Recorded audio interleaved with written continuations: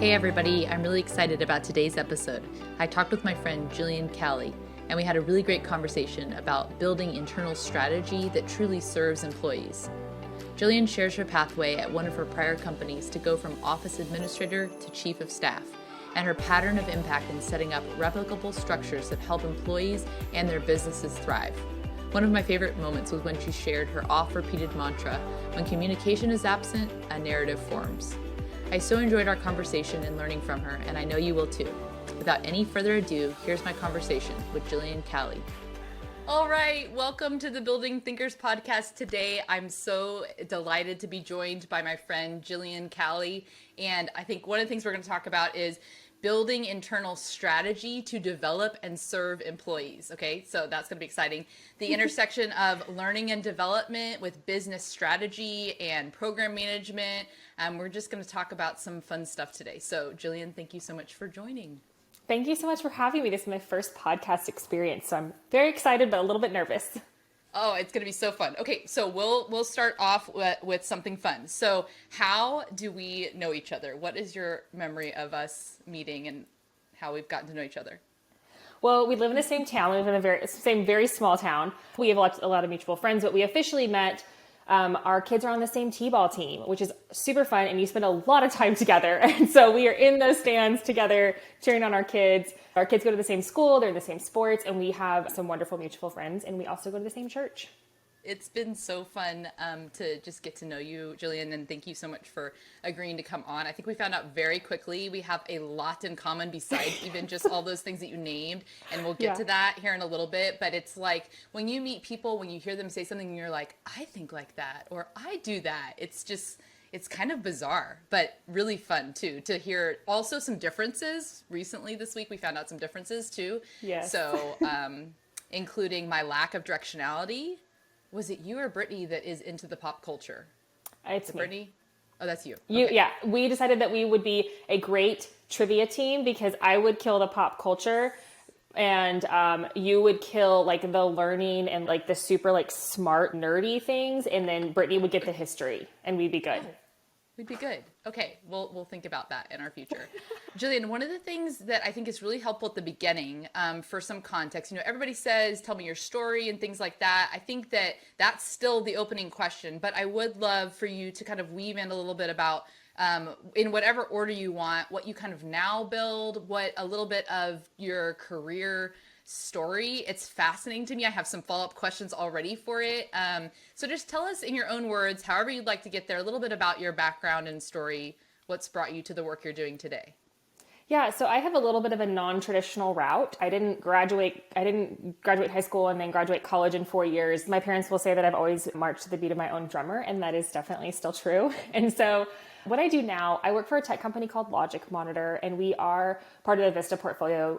So that's really exciting because it gives us a really good group of companies to be able to work with and talk to who are in similar stages of company life. And so one of the things that I really focus on, my role is the Senior Strategic Programs Manager. And so that feels like a little buzzwordy, but what it really means is I take the things that are important to the company from a strategy standpoint, and I implement it. And so right now, one of our biggest things is figuring out how to do our goal setting from not only the top level, but also all cascaded all the way down to the individual contributors, and what that process looks like, feels like, what the operational rigor is around it. I use the words operational rigor a lot because it really drives home the idea that we need to have something that can operate at a cadence and a pace with structure.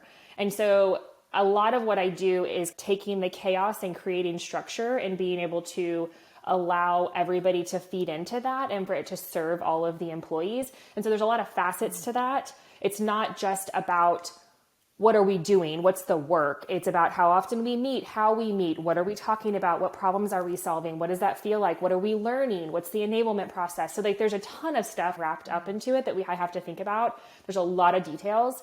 And then there's also this idea of how does that then not only go out into each individual's life, but also shape their teams, their departments, the company as a whole. And then how does that allow us to inform and help other companies who are in similar situations that we're in? And the interesting thing, which I had never drawn this connection until we started talking about doing this podcast together, is that the roles that I've had have always been at this intersection of experience, learning, and creating an operational cadence or rigor around what it is that we're doing. So the roles that I've been in have been pretty ambiguous. And so how do we take that ambiguity? We have a joke in our department that we say, taking pandemonium and turning it into progress. And so that has really been a focus in my career of taking the pandemonium and turning it into that forward momentum and progress, to where everyone's communicating, everyone's transparent, everyone's learning, everyone's coming from a place of yes. I mean, in short, I build relationships and I create operational process that helps us drive towards those both incremental but also impressive results. I actually graduated, I went to TCU and Texas State, and I graduated with a degree in dance and business. So two very different things. Yeah. But going through the university process really teaches you a lot of things. Like, I was an older student. I was what you would call a non-traditional student. And so there's a whole host of things that you have to do in order to continue to be successful in the university system, especially at a public university where you are paying for your own schooling and you're trying to get financial aid and you're trying to work through all of that process. And so I think you learn a lot as you go through that, especially as an older student. And then I was at my first company for 10 years and went through multiple phases of growth and a reduction in force through that, through 3 different CEOs, went through a lot of different situations and I learned so much in that process, got a lot of HR experience. I was chief of staff before I left. And so that really was where my learning process began of how do we allow people thrive on structure. And so how do we allow people to have some structure to allow them to thrive and feel really comfortable to know what's going to happen next? Okay, I'm writing down people thrive on structure because I want to come back to that in a second. And one of the things I wanted to dig in on that, LinkedIn is both amazing and a little bit creepy. So at least from the LinkedIn perspective, it showed that you had 6 positions in 7 years. And I think that's maybe what you described. Maybe that was even into 10 years. But from starting as an office administrator to chief of staff at your prior company, and then at your current company, 5 positions within 3 years, all like upwardly trajectory towards what you want to be working on. That's one of the fun things about preparing for the podcast too, is I've heard that from a lot of my guests, like just it helps you to draw a through line. It helps you to think and see like, wow, I've done some cool stuff and to think about the connections. But I'm curious, when you think about that in particular, this just ongoing trajectory of it looks like achieving the next thing you want to achieve. To what do you attribute some of that? Is there any learning that we can take away that you've reflected on that helps you make that progress? I come from a family of self-starters, and we are very driven. My mom, my dad, my sister they're all the same Myers-Briggs. What do you call that? Personality. And yes. So I'm not. I'm like the one oddball. But we all have this kind of continual entrepreneurial drive, because we were taught from a very young age, if you're not going to do it, nobody's going to do it for you. And if you're not going to push forward and work for something, you're not going to get it. And so my parents really drove that home for us when we were younger. And that's probably one of the greatest lessons that they ever taught us to be successful, is that you don't have to be successful every single day, but if you work hard every single day, you will be successful, and whatever that means. And that's really like, what is the next thing? Sometimes it's a little bit, what's the right word? I don't know. Sometimes it can be a little bit hard because we are always looking forward, and we have a hard time we're like, we did a great thing. We celebrate, let's move on. And so we have a hard time like stopping and celebrating those wins. But it's really this driving force of how can we be better every day? We have a saying in my family that's learn something new every day. And I think that is how I try to approach everything, is that what can I learn that's new, and how does that shape me, and how does that push me forward? All of the roles that I have had in probably the last 10 years, I have created for myself, with a couple of caveats there, especially when I moved over to the company where I currently am at Logic Monitor. But for the most part, I have like created the pathway for myself. And my mom did that when she took one of her longest running jobs before she quote unquote retired. She still works, by the way, but she created every role that she had. She worked for a family foundation. She was the first full employee, and she created every role that she had. And when you have that kind of mindset and that brain where you can take the chaos and make it feel organized or make it feel like it's got a pace to it, you can then shift that and say, okay, what am I learning new? How am I implementing this in a different way this time? And then how does that create space now for us to find other gaps or other white spaces for us to go fill? And that's the way that I've thought about things. In my last role here at Logic Monitor, I was the senior manager of learning, global learning. And I had stood up a couple of things and done all these pieces. And I said, okay, this is in a good spot. I want to, now that that's in a good spot, let's turn our eyes to this and say, I want to go here and figure out what can I do here to use my skills in the best way possible to serve the people and to serve the company. Okay, I think that's kind of unpack that. Yeah. So, because what just came to me, I apologize for interrupting. No, you're fine. What came to me when you were talking about, okay, fulfilling this role and then recognizing there's this gap over here, is that almost like the mechanism that tells you it's time for a new role or it's time to build your own role because you're like, I've done this? Yeah. If you take a step back and kind of analyze it, people could say, oh, you get bored, so you move on. And I can understand how people see it that way. But in my mind, I have done this thing. I have stood it up to where it's either maintainable or somebody can come in and easily take it on. And in my situation, a lot of actually every role that I've left, I have been promoted in the role. So obviously you're making a higher salary, but I've positioned everything and created it and stood it up to where somebody who's more junior can come in and take it. Right. And it's kind of in maintenance mode, right? Yeah. And so they come in and take it and then make it their own and grow it and kind of learn from that so that, it allows people to have that learning experience, but it also allows my companies to hire somebody more junior and use my skill set at a higher rate somewhere else. So I think you're 100% right. I hadn't really thought about that, when I start to kind of find things to be a little bit monotonous or a little bit like just keeping the lights on. It's actually a positive sign. It is monotonous because you've created the structure and system out of the chaos. Like, it's very exciting when it's chaotic because it's like, oh, look, here's all the things that I can organize, right? Exactly. Like that linen closet, you can just organize, but it's instead of the linen closet, it's the structures and that same desire to put things in their place to serve a purpose, depending on what that purpose is. But you also have to know when to move on. Like, that's the other piece. I do feel like there's a couple of times where I've kind of stayed too long and I'm like, I'm starting to get bored. Like, I got to move to something different. And most of the time, I mean, with both my companies, I've only been with 2 companies in my career. So most of the time it's like, okay, let's use your skill set somewhere else. Well, there's this other piece that I want to unpack too, because I think this mindset is unique. And it is this idea of not waiting to be told you're going to be promoted or not waiting for a position to exist versus this active mindset of, I think it's proactive versus reactive. Let's just simplify it to that for a second. And so you talked about how that came from your family, that came from what you saw your mom and dad do. And is there anything else that you've learned around that? Like, how can others try on that mindset from your perspective? If you were advising somebody that's struggling with that mindset, what do you say to them? I think the thing is that I have always approached things, especially with my managers, from a standpoint of I am never going to go to my manager with a problem that I don't have a solution to. And I think if you think about it in that perspective, it really forces you to be proactive. So laying a problem at somebody's feet is probably one of the worst things you can do to a manager or higher up, because they're like, thank you for another problem that I have to now figure out how to deal with. So if you take that proactive standpoint of, okay, how would I solve this problem?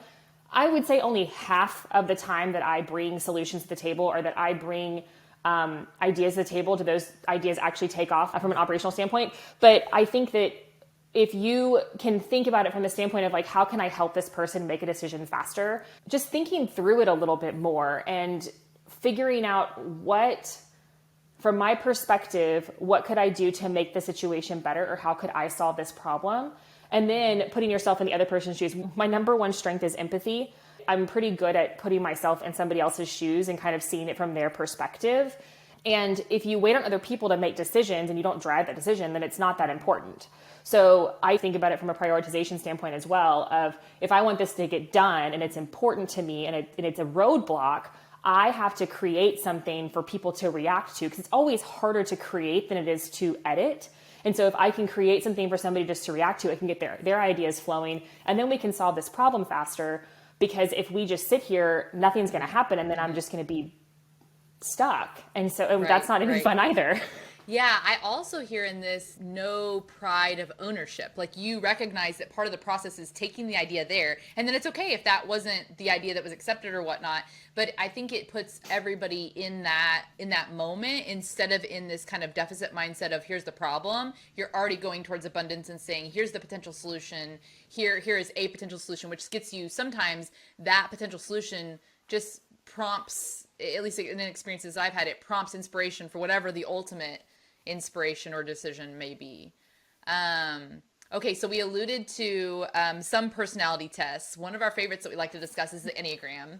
And so people may already be able to guess, but can you tell us a little bit about your Enneagram and what any of that has meant for you? Yeah, so I'm a 3-wing 2, which, if you know me, surprises nobody. And they are the achiever. So my whole family would be a 3. We are all achievers. We are all looking towards the next thing, trying to find the next thing. But the 3-wing 2, it says that we are adaptable, excelling, driven, and image conscious, which like 1000% describes me. So what it means to me, I haven't done nearly the amount of research that you have on kind of Enneagrams and all that, but I think the thing that finds me that I'm an INFJ with Myers-Briggs, and that was really eye-opening to me because it helped me understand that I am at heart an introvert. People steal my energy, and only certain people do I get energized from. Like, it's not every person on the street. And I'm raising an introvert and 2 extroverts, which is hard, right? So that's difficult. And my husband kind of walks the line. But I have friends who are extroverts and introverts, but it just allows you to kind of understand yourself a little bit better.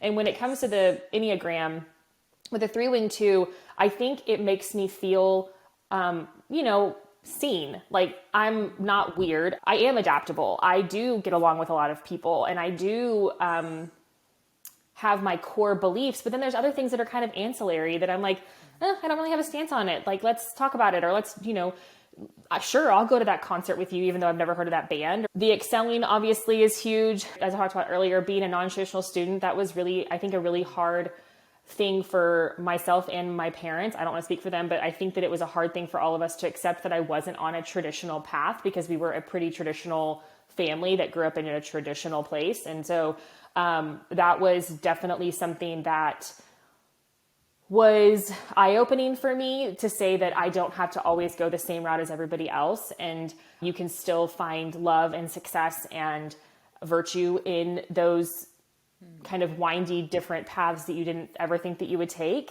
We talked about driven, like that's 100%, 100% who I am at my core. And then image conscious. This one is a little bit hard for me to unpack, because when you think about it, it has to me, it has a negative connotation, because it seems that you just care about what you look like. But really, I think it's more about how you make other people feel, and how you make I'm a big feeler, obviously the F and the INFJ. Yeah, there's my 2-wing. Like the empath feeler in me, I have a lot of emotions.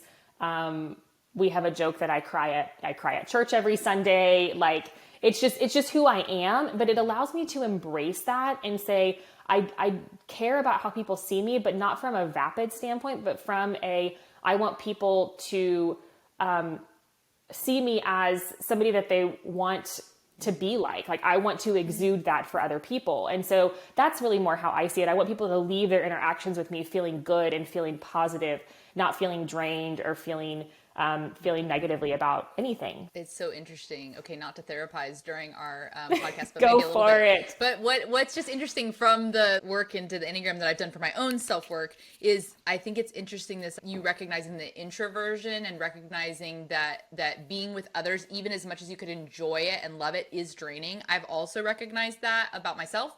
and Enneagram was helpful in a piece of that. And one of my hypotheses about this is that this, no matter how you sort it out, but a little bit of this like guard that we have as threes of like having it together, which makes us really successful, which makes us very driven to keep going and working, which also makes it challenging to do things like rest and stop.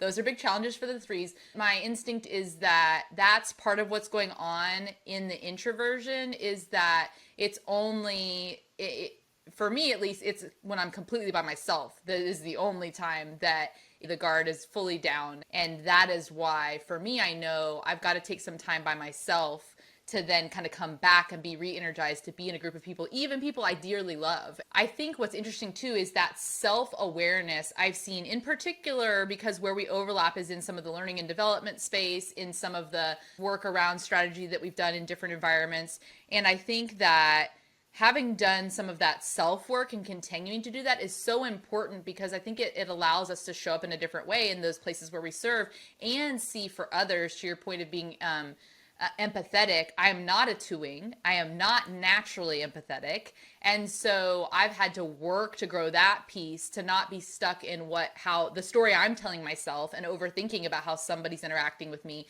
to force myself into their shoes to see, oh, from their perspective, they're feeling really stressed about this other thing. So I can come and bring them a solution or whatever. One of the things that I think can be really helpful about some of these conversations is unpacking and having conversations around what are the things in your industry, in your experience, that people overcomplicate. So whether this is specifically to like the learning and development side or the strategy side, take us where you want to go. One of the sentence stems that I like is, if only people knew. If only people knew. I mean, the thing about it is so easy to overcomplicate things. Humans naturally, I think, overcomplicate everything, because it is very easy to go, let me put it this way. One of my key jobs is to keep our teams on time tracks when we have like really packed agenda meetings or offsites or things of that nature. Like, I create the agenda, I create the talking points, we go through all of these things, I prep everybody, and like getting people to stay on track and not derail is a job in and of itself. And so I think that humans naturally overcomplicate things. And so the thing about that is that we have to kind of get over ourselves a little bit. And one of the things that I've had to work on being a wing too is that I take a lot of things very personally. So I cry a lot, but crying is my way of getting emotion out. Crying to other people makes me look weak, and I've just like had to get over that over my lifetime and in my career. But you have to remind yourself that things can't always be taken personally. And so I have to really create that rigor and allow other people to leave their pride and ego at the door and allow us to focus on what's important.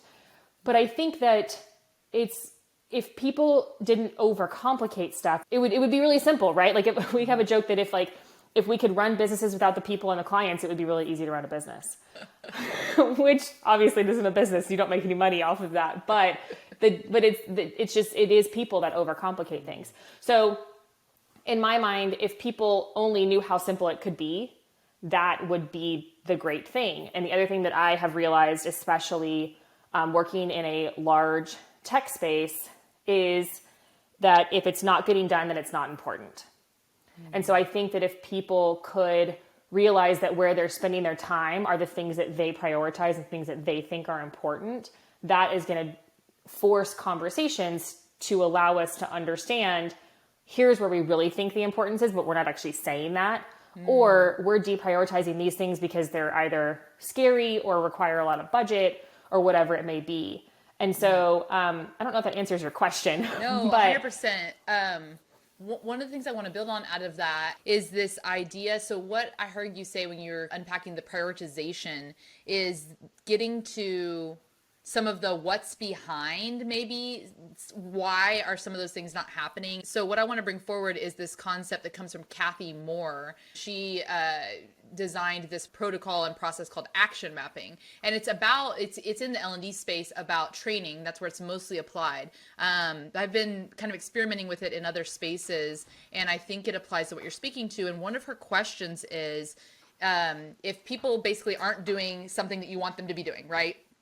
a lot of people come at that from a training angle and say, we're going to train them to do the thing we want to do. But she asked these questions in this action mapping process. And one that came to me from that was, is there something, I don't have the exact words, but it's like, is there something that in our organizational culture is signaling something that's against what it is we're trying to make them do? So it's like this unpacking of the gaps that you're speaking to about why this thing isn't happening. And it could be simply there are 18 priorities, which means none are the priority. And we're hearing from this department, this is a priority. And we're hearing from this department, this is a priority. So we end up getting nothing done. I'm wondering about if any of that process resonates with you, or anything when you think about the structure that you built. I'm going to get to a question eventually. When you think about the structures and the things that you've solved for, do you see any recurring themes as you reflect on some of those structures? For example, I have seen that candor and honesty and vulnerability can move the conversation forward. And so sometimes I will say things when I know like we could go a long way around it. I say, hey, can we just have a safe space for a minute? I'm going to say what I think is actually happening right now in this conversation. And it might be uncomfortable, but I think we have to do that to go forward. And sometimes it's like, oh, but then we go forward to the other side, right? Because sometimes if there's not controversy, we talk about good controversy. And sometimes a meeting where it's just like we go through the agenda bullet points, but there was no controversy, isn't actually a good meeting, because then people go outside to the like water cooler or whatever it is these days and like have the real conversation. And that's where the real meeting occurs. So again, I'm going to go back to the question that I think I formed in there, which was, have you seen any recurring themes in the structures that you've built that we can learn from? So the one thing that I will say is that building structure and building operational rigor is not like exciting. It's not what people are like dreaming about at night. It doesn't keep people up at night. It keeps me up at night. It doesn't keep other people up at night. But everybody likes it. Everybody enjoys it because it forces communication and it forces transparency. And in the absence of communication, people create their own narratives. And so when you have all these different narratives happening and you have all those side meetings, the issue is that people don't trust each other, and they are not trusting each other with their true feelings and how they actually feel about what's happening. And I say that with really emphasis on the feeling side of it, because if it were just about the bullet points and it were just like a Kanban board or a Scrum meeting, those go quick and fast because you're just like raising blockers and you're moving work forward and that kind of thing. And what we're talking about is stuff that is hard and difficult to work through. And you have a lot of people involved, and you have a lot of personalities and a lot of priorities and a lot of teams. And so you're meshing all of this together, and then you layer on emotion and feeling. Even with the most kind of black and white type of people or non-empathetic people, they still have priorities and they still have things built up in their own mind. And so the thing that I have found to be the most successful is, number one, it has to be enjoyable. You have to create some joy out of what you're doing. Everybody also needs to be heard and feel like what they need to say or what's not working for them is voiced. And sometimes there has to be those kind of climax points where people are frustrated and annoyed, because that means that you're getting to, here's the problem. And I like to use the 5 whys. Okay, why are we doing this? Why is this happening? And kind of like work our way down from that, because it's really easy when things get tough to throw up roadblocks. One of the things that I find to be really prevalent in the work that I do is it's really easy for people to say, oh, we can't do that. Okay, but why? Because of this. But why? Who's putting that up for us? Are we kind of manufacturing a roadblock, or is this an actual natural roadblock that we need to figure out how to overcome? Because very rarely is it that like, absolutely, we cannot do that. It usually means that you need something like a resource or money or a system or a platform or an idea, or you need somebody to follow through on that project plan. Like there's always solutions that will get us to done. But then it's a conversation of, do we actually want to put in all of the effort, the dollars, whatever it may be, to make that happen? And so I think you have to get to the root cause. I think people need to be heard. And I think that I forgot my first point, but The you know what I'm joy. saying? Joy. Yes, that the it's joy. enjoyable. Yes, I feel like in a lot of corporate settings, especially in the tech world, everybody is very serious. I am not a serious person. I like to have fun. I like to laugh. I like to bring jokes into it. I like to make sure that people have smiles on their faces. That goes back to the image conscious side of me. I want people to feel like they, number one, had a productive meeting, and number two, had a fun time together. Because if you can build that relationship and that bond with a team, you can take things to a totally different level. You can change that pandemonium to chaos, that pandemonium and chaos into something amazing with people that you really care about. And so I think my job is not only creating operational rigor, but it's also creating relationships and allowing people the space to create relationships with each other. And one of the things that I have found to be the biggest issue is communication. And people are, you're right, having those, we just did a whole teaming agreement process. And one of the things that we said is that there will be no side meetings. Everything that needs to be said in this room. And it will not leave this room unless we all agree that it's going to leave this room. And I think that is something that's really powerful, being able to get people to commit to each other, not just on a work front, but on a personal front. And everybody realizing that we are all people. We are not just worker bees who just, churn out work all the time. There were a lot of wonderful clips and nuggets in there. I just want to say, okay, I want to go back to one of the things you said. I had to write it down. Yeah. In the absence of communication, people create their own narrative. Yep. That is very That true. That is like one of my mom and I have this, we have a lot of lines. Some of them are a little bit more positive than others. Like success is not for everyone, which is like when people just keep putting things up in front of you, you're like, you know what? Success is not for everyone. That does not mean that I can't be successful. And then the other one that I really love is perfection is the enemy of done and confusion is the enemy of fun. And so that is also tied to that. If people, and that actually comes from my event planning days. So I was also an event planner for like 10 years. So people like to be told what to do. So when you're at an event and nobody knows what's happening, everybody's confused. And if you're confused, that's not fun for a lot of people. Some people love to be confused and it's like super fun for them. But the average human being likes to know what's going on and likes to know what they're supposed to do.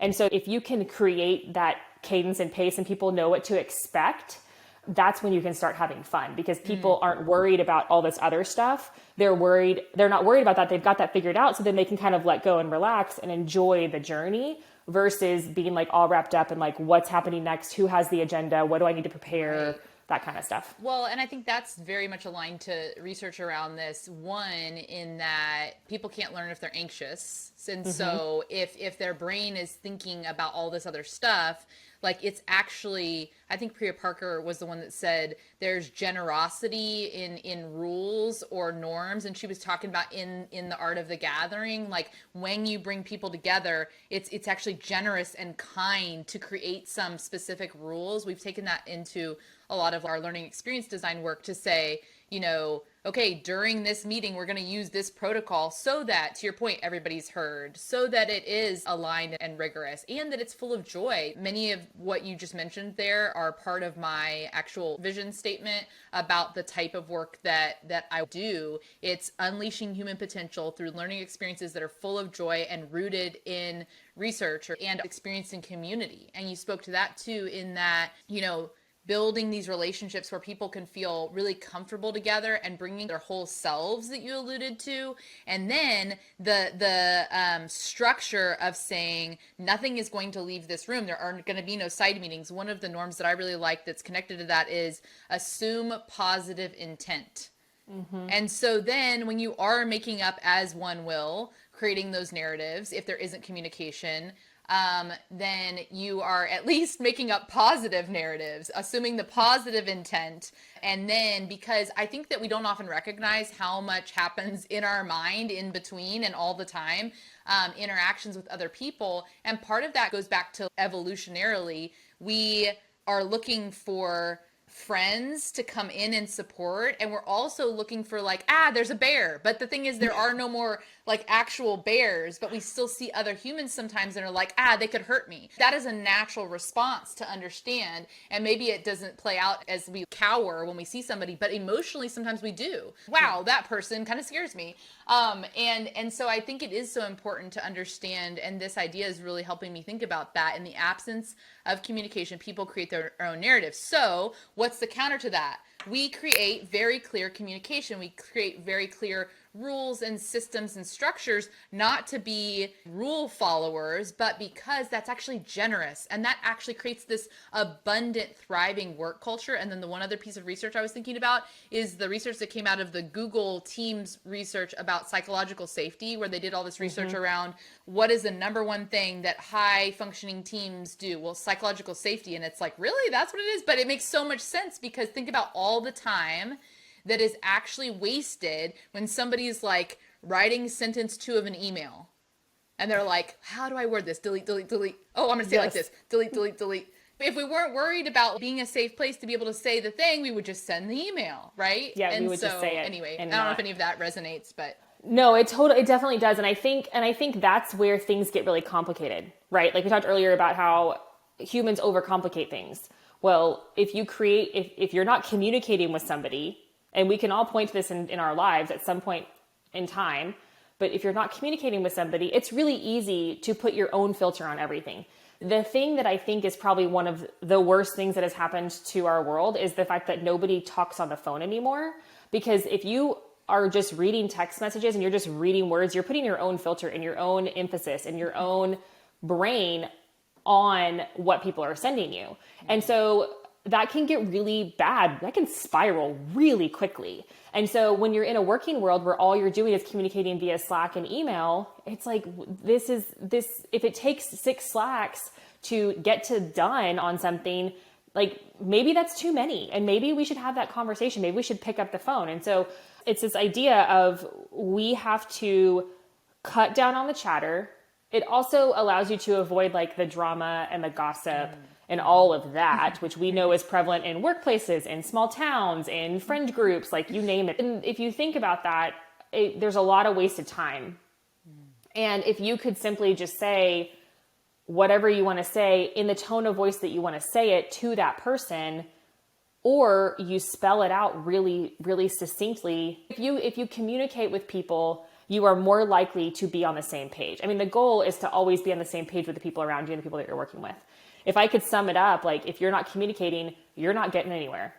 Because as much as some people believe that they don't need other people to get their work done, that's not true. You don't get very far. You can't be successful if you're not having relationships with other people. And so if you communicate through the difficult points and the difficult things, number one, you're working through it for yourself, and hopefully you can gain some self-awareness about the things that you can do better next time, but you're creating a bond with somebody else and you're creating a relationship that then will allow you to do it better next time. And maybe you find that you love working with that person. I've worked with a lot of different types of personalities, and I think that figuring out how to communicate with everybody in the way that they like to be communicated with is, number one, difficult, but also very rewarding. Yes. Yeah, that's just making me think about one of the things I like to say when I recognize that I am telling probably a different story, and it's probably not as bad as I think, is I will say the story that I'm telling myself is, and then whatever it is. The story I'm telling myself is, when you weren't happy with this, that I had, my perfectionism was coming up. But I know we're also trying to get this done quickly, and this was a draft. So the story I'm telling myself is that this was a draft, but I'm also being a perfectionist. And so I'm like at sorts of those two things. So can you tell me which you would prefer it to be? Does it need to be perfect and done, or does it need to just be a draft that we can do rounds of feedback around? And even, just saying things like that has helped me to move forward with clients or in one-on-ones. And I think to your point about the bond that's created, that's also making me think about certain times in working with clients or in one-on-one with colleagues where we did work through something hard, that it almost remains now as like a joke. We've gotten to the place where it's like an internal joke with us, where we're like, remember that time when we were like almost in tears with each other? And now it's funny. Like, so when something comes up that reminds us of that, we're like, oh, that's a trigger to like this experience that we had. And now we worked through it so we can laugh. And I think that's important. Well, and I think when you create those bonds, you're creating that psychological safety that you were talking about, right? So the goal is for us to be around people who we feel psychologically safe around. Those are the people that we talk to about everything, that we can kind of be our whole selves with. And so how I'm always thinking about, how do we create more of that safety in the different groups that I'm constantly dealing with? Because I'm dealing with all of the executives and the senior leadership team and all of that. And as you go up and grow in your career, it gets lonelier and lonelier. You know, people at the top, they don't have a lot of people who feel psychologically safe around them because they're afraid they're going to get fired. But as you go up, you're constantly fighting for the things that are really important to you, but that also creates a wall. And so how do you break down those silos and break down those walls to allow people to feel safe at that top level? Because that's really hard. I think it's easier for people at the more junior levels to feel safe because they're fresh and they're new and they don't have a lot of risk involved. But when you're way up there, there's a lot of risk involved if you don't hit your targets. There's a lot that you are dealing with, not only yourself, but your entire organization underneath you. And then you also have to answer usually to your other execs and your board. And so being able to find those places of vulnerability for that level is really empowering and really powerful, because it allows them to then trickle it down to their teams. And so I think about it not just from who am I helping or creating some change in, but then what's the ripple effect of that? And how does that cascade down to allow for this feedback loop and have that kind and clear radical candor? You have to have that psychological safety in order for any of that to be possible. And so where does that start? Yeah. Oh, I love that. Okay. One more question and then we can go to the fun stuff of the books and recommendations and that, just looking at our time. But okay. I'm curious, and this maybe builds off that last piece that you were saying of like, where does that start? I'm curious how you see the overlap between learning and development and creating that culture of growth and any of this strategy work you're doing now. I definitely see in what you're speaking to the overlap, but maybe that same question about if only people knew when it comes to specifically developing a culture of growth and learning at a large organization. So one of the things that we have done recently, actually, we did it on one of our company all hands. We did we did this whole thing called Sparkathon, which was amazing. And it was like a hackathon for like really great ideas. And the idea for the improv piece of it was the yes and, which is, very prevalent in improv culture. So the point is that you never say no, you just keep going and you keep adding and you keep on. And I think when you're thinking about creating anything, what is the yes and? Like, if we could do that, then what? If we could do that, then what? If we could, you can like spiral off into like a crazy place and all of a sudden you're like, building a robot. But the idea is that no growth is too small. Like, we can grow a little bit every single day. And then 6 months from now, you look back and you're like, wow, look at how much we've grown. And that can mean a lot of different things. And so I think for me, if you're taking the growth mindset, and this is obviously decoupled from the technical and kind of all the books and stuff, this is kind of just how I feel about growth mindset, but you're just constantly thinking about, how can I nurture this? How can I make this better every day? How can we iterate on it? How can we fail? How can we have permission to fail at something and then go back to like the next, like the most successful previous version, and then iterate on that again and try something different. And so I think it's a lot of that startup mentality of how do we get scrappy and how do we figure it out? But then also, what are the lessons that we learn from that? And then how do we grow in other areas that allow us to really thrive? But I think one of the things that people get caught up in is like, we have to have lots of growth really fast. And it's like, well, you don't. I mean, you can have incremental growth now, which will then allow you to sweep up and growth later. But I think people get really caught up in like metrics and having like the next great thing. And we really just have to be grateful for having another day to grow a little bit more and to learn a little bit more. I think that resonates with the way I've been thinking about it too. I spend a lot of time, I'm really interested in, of course, learning science, but also habits and productivity. And so I've done a lot of reading around a lot of that. And I think that there's a concept from Jim Collins, Good to Great, about the 20-mile march and this idea of just a little bit each day. And there's a deeper story to all that. You can Google 20-mile march. You can hear more about that, listeners. But what was sticking with me was that in learning, sometimes I think in a learning development department for a big company, it becomes kind of the gatekeepers to learning, to where it's like, well, it has to be done this way through this LMS and this thing. And I think that we're growing from that, but I'm curious if any of this resonates with you in the corporate world.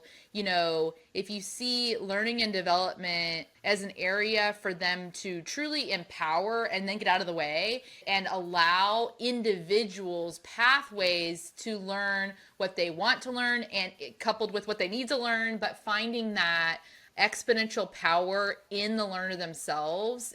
Within the education space, I think about this a lot. When we can empower our students to become self-motivated and self-activated, achievement grows. Well, yes, because they are the ones then seeking the learning. So translating that to adult learners as well, if we can turn on that learning light, that desire to know and be curious.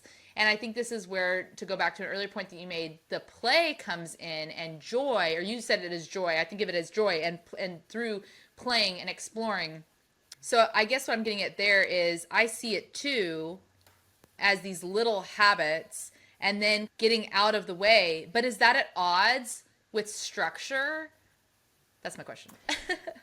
So I don't think it is, because you can create structure around enabling people to do the thing.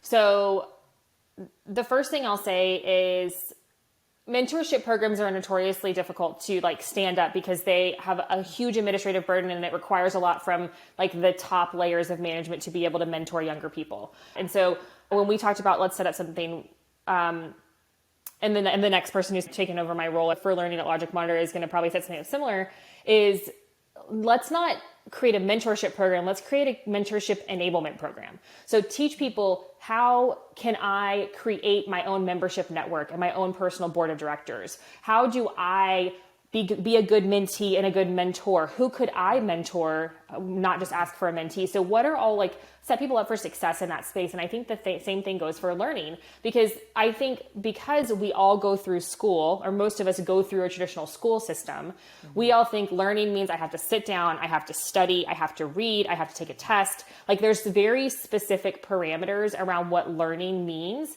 And I think what has happened in the learning and development space over the last decade, especially with technology, is that we have kind of thrown that out the window and said, okay, for traditional students, in pre-K to 12, there are specific requirements. But when it comes to adult learners, there's a whole host of things that we can do. And we can think outside the box, and we can get creative, and we can try something different and teach them that learning doesn't look like sitting in front of a computer and being taught a lesson.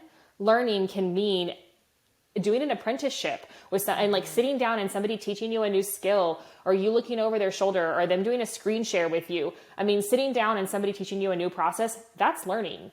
That it doesn't have to be this very specific, in a box. How do you redefine what learning is and give people a different idea of what that description really is?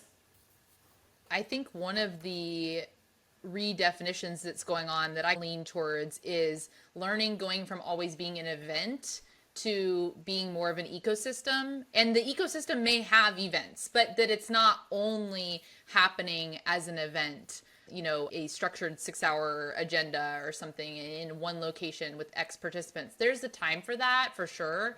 And I think those can be really effective. However, really starting with, what is the thing we're actually trying to change? What are we after that even starts any conversation about learning, helps us get to what kind of either event or true ecosystem needs to be developed to support that. And I believe that in the instances where I've seen that type of ecosystem or been a part of that type of ecosystem developing, then you have more of these moments where the exponential power of learning comes in, like what you're speaking to with the mentor enablement. Then I can see how that can be exponential, because suddenly if I'm now thinking, even if I consider myself junior, if I'm thinking about who I can mentor, then that creates these opportunities that are just in this pay it forward spirit. And another thing that happens in that type of enablement is we get clarity on what is being a mentor, what is being a mentee, so that we're not awkwardly, will you be my mentor? Will you be my mentor? But we have language to understand where and how that comes about to really help us. I think the other thing is that people are learning every day. They just don't realize it. People are mentoring others and being mentored every day. They just don't realize it. So kind of forcing people to take a look around and realize what's actually currently happening and maybe putting a label on it. And then also the other piece of it is a lot of learning has a lot of barriers. And so how do we remove all those barriers to entry so that it makes it just easier for people to be a part of something? Ooh. Okay, it's like 3 more topics. You got to come back on and we'll dig into some of those. Okay. Sounds good. Gillian, let's go to any of your book recommendations, podcast recommendations, anything else. Yeah, so I am not a great nonfiction reader. That is one of the things we learned that we are different on, is that I am not a great nonfiction reader. I'm a big fiction reader. So I just finished The Nightingale by Kristen Hanna, which was an emotionally like heart-wrenching but gorgeous story about World War II. It's historical fiction, and I highly recommend it. I also really love a lot of stuff by Taylor Jenkins Reid, which is kind of a buzzy, popular author right now. But Seven Husbands of Evelyn Hugo was fantastic. Really loved that. And then anything by Colleen Hoover or Ellen Hildebrand. They're both like repeat authors. I'm currently reading a little late to the game, but It Starts With Us. She just released, Colleen Hoover just released the other one, her sequel, but I'm reading that right now. And then podcasts, again, like I listen to like the same podcasts on repeat, but my kids love, if you have children, my kids love ABC Story Sisters, and it's 3 sisters whose names all start with A, B, and C, which is very cute. And they tell children's stories via episodes, and they're short episodes, but the girls tell the stories, it's not adults narrating it. So it's really sweet, and they have a lot of really great moments where they talk about grammar, and they define words for kids, and they teach them all sorts of things, and my kids eat it up. I also love the Carpool podcast. It's two sisters who, a lot of sisters here. I have one sister, so I'm sensing a theme, I'm realizing. But the Carpool podcast is the car mom and her sister, and they talk about all different things. And it's just really fun to listen to. And as a mom, it's really nice to kind of feel like I have a pulse on an industry that is important to me. Car and passenger safety is really important to me because we drive all the time. They also have like ditch the drive-through menu items and things like that. So it's really fun from that standpoint. It's a clean podcast also. And then Bad on Paper is, it's not a clean podcast, but it's all about books and writing, and they do other things, of course, but it's narrated by 2 influencers, and they're very down to earth, and it's really fun. And so those are my recommendations. Love it. Thank you. Yeah. And where can our listeners find you? Yes. Is there anything you want people to connect with you on or reach out? You can find me on LinkedIn, Gillian Calley, Gillian with a G. I'm in Austin, and I'd love to connect and learn more about y'all. And if you have any questions, please feel free to message me. Wonderful. Gillian, thank you so much. This was so fun. I'm so delighted that we got to meet at T-Ball, and thank you for your friendship, and thank you for sharing with us today. There's so many wonderful just truths in there and things that I think people can take away, and we'll be reflecting on this for a while. So thank you for your time. And thanks so much for listening to the Building Thinkers podcast. Don't forget to subscribe and share with your friends. And if you enjoyed what you heard, please leave a podcast rating and review. That helps more listeners find us in the world of podcasting algorithms. You can find out more about my learning and development strategy services at buildingthinkers.com. And remember, there's no limit to what you can learn.